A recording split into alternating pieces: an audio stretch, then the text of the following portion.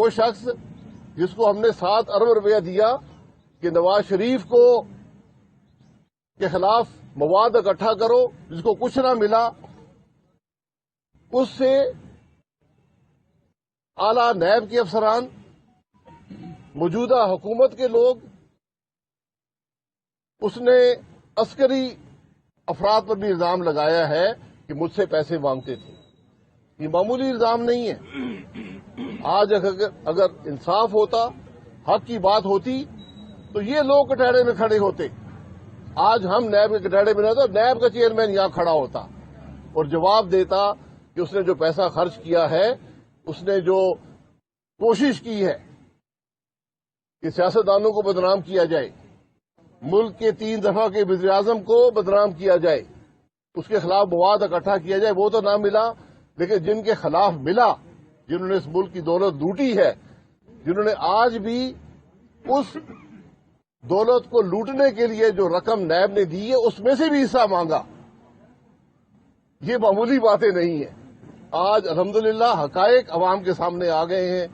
حقائق جو ہیں وہ برطانیہ کی عدالت کی رپورٹ میں ہیں، ان پر کارروائی ہونی چاہیے۔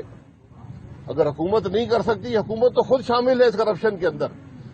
آج حکومت کے وزراء پر الزام لگا ہے، آج عسکری اداروں کے افسران پر الزام لگا ہے، کوئی پوچھنے والا نہیں ہے، کوئی جواب دینے والا نہیں ہے۔ تو یہ جواب ایک نہ ایک دن دینے پڑیں گے۔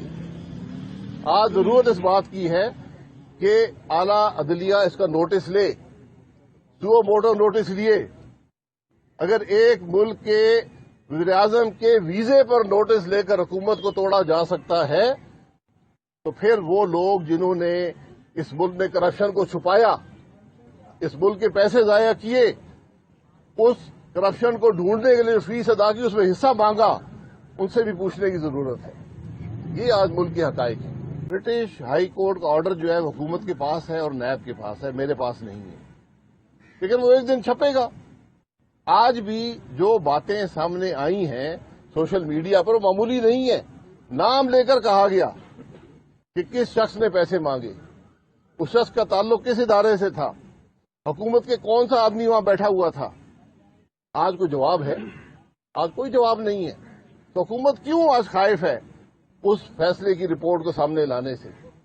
آج جو رپورٹیں اس ادارے نے، اور میرا براڈ شیٹ کے بارے میں بھی بہت سے سوالات ہیں، وہ علیحدہ اپنی جگہ پر ہیں، موسوی صاحب کے بارے میں بھی ہیں، وہ اپنی جگہ پر ہیں، لیکن حقیقت یہ ہے کہ جو رپورٹیں ہیں وہ پبلک کیوں نہیں کی جاتی؟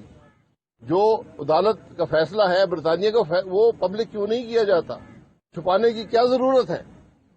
آج جو دعوے دار ہیں ملک میں کرپشن کو ڈھونڈنے والے، آج خود کٹہرے میں کھڑے ہیں، ان پر الزام لگا ہے کہ آپ کک بیک مانگ رہے تھے، آپ کرپشن کر رہے تھے، آپ فیسوں میں حصہ مانگ رہے تھے۔ پی ڈی ایم تو ایک تحریک ہے ایک بنیادی بات پر کہ جب تک ہمارا ملک آئین کے مطابق نہیں چلے گا، یہ ترقی نہیں کر سکے گا۔ یہ جو ایکسپیریمنٹ تھے، یہ الیکشن جو چوری ہوا، یہ ہائیبریڈ حکومتیں بنی، یہ سب ناکام ہو گئی ہیں۔